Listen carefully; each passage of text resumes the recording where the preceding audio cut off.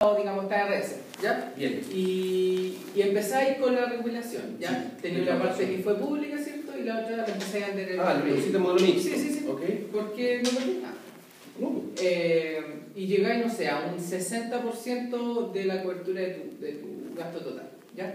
Te entiendo que recaudaste solo el 60%. Sí, ya. Por ejemplo, por decir algo, Okay. ¿Qué pasa con ese proyecto? Y seguí esperando hasta que... No, el proyecto tiene una duración. Es que por eso, pues, tú mínimo tienes 1, máximo 3 años.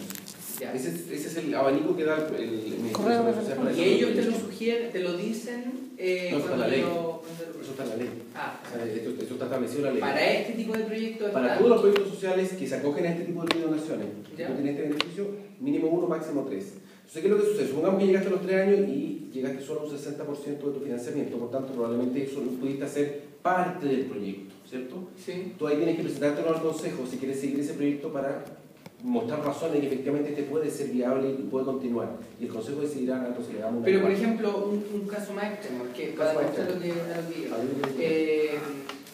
Es un proyecto en el cual el gasto inicial es el más importante, ¿ya? Por lo cual, difícil partir el proyecto sin tener casi el 90% del valor total del proyecto. No, pero ese proyecto es difícil que te lo... No sé poner una radio.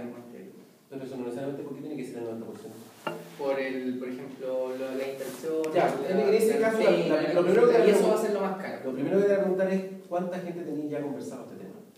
Porque si te estáis arreglando tanto en un principio, cuéntame de alguna empresa que ya te está apoyando. O sea, lo probable es que te van a citar y te van a preguntar. ¿De dónde vais a sacar esta plata? O sea, tú tenés que haber empezado a vender el proyecto de antes. En ese caso, porque el riesgo muy alto al principio, pues, entonces si necesitáis al tiro y intentar eso iba. es muy probable que ya hiciste el lobby. Quería saber qué pasa con ese tipo de proyectos. ¿Cuáles pueden caer porque no llegaste al 100%? Exacto. No es que se te caiga, es que no llegaste al 100%, por lo tanto, hiciste lo que hiciste o hiciste lo que pudiste con ese porcentaje de dinero. ¿Me seguís? Pero el punto está que cuando tú tienes ese tipo de riesgo, es decir, que estás poniendo todas las fichas al principio, es muy probable que el ministerio te pregunte si ya tienes amarrado a alguien para darle tu certificado. Perfecto, lo tenís, llegaste a un 70-80% del proyecto, te falta esa plata, lo echáis a andar igual. Por supuesto, pero si no necesitas tener toda la plata al principio, puede ser progresivo. Eso es lo que quiero decir. Puede que en la primera parte tú pones, voy a recuperar 20, en la siguiente parte voy a recuperar los 20 restantes, y en la siguiente por los 20 porque vas cumpliendo etapas. ¿Hay algún caso que se dé o que se haya dado en el cual tenías aprobado el proyecto, que no llegaste a la suma total y tenéis que decir, no, es que mejor devolvamos esta plata? No, yo no conozco, por lo menos yo no conozco ningún caso. El único mecanismo es que tú efectivamente empiezas a malversar la plata. Y ahí se te puede frenar el proyecto. Porque esta gente, te dije que te iban a constantemente, digamos, revisando cómo van las etapas que tú pusiste. Porque es tú el que pusiste la soga ahí. Sí. O sea, tú pusiste que a los 30 días, no, pusiste algo, a los 90 días tú ibas a hacer la inversión de comprar el terreno. Es que así tiene que ser el proyecto, si está bien o no. Exacto. ¿Y qué pasó? No lo hiciste. Te van a preguntar. Y hay dos posibilidades, que efectivamente tú te hayas ingresado los recursos, y si no te ingresaron los recursos, tú no emitiste el certificado, o que tú emitiste el certificado, te ingresaron los recursos y no los destinaste a eso. ¿Y qué pasa ahí? Ahí de partida ¿Se reversa? Exactamente, notifican a la empresa para bloquear, digamos, sus fondos, porque está ahí malversando. O sea, entiendo que hay una evaluación ex post del proyecto siempre. Y al final, en los mismos gallos. Por los mismos gallos. Pero eres tú el que define en la estructura del proyecto en qué momento va, porque son hitos, ¿cachai? Sí. Son hitos del proyecto, pues ellos saben cuáles son los hitos más importantes para llegar a donde ti y decirte, compadre, ¿cómo vamos? No, por ejemplo, decía el proyecto que, por ejemplo, tú presentas un proyecto, y en el proyecto está la compra de un terreno, no sé, 30 millones para la compra de un terreno. Eso es interesante también que lo tengas claro. Mira, supongamos que tu proyecto es de 100 millones, ¿cierto? Y parte, 40 millones son de un terreno, son para comprar un terreno. Los 60 es el operativo. Partes tú, te dan los certificados por los 100 millones y de pronto lo hace un amigo y te dice, yo te lo dono, no gasté en eso.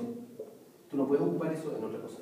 Tienes que devolver. Porque ya lo pusiste en el proyecto. No tienes que devolver nada, no hay nada que devolver. Lo que pasa es que no puedes ocupar esos 40 millones restantes en otra cosa.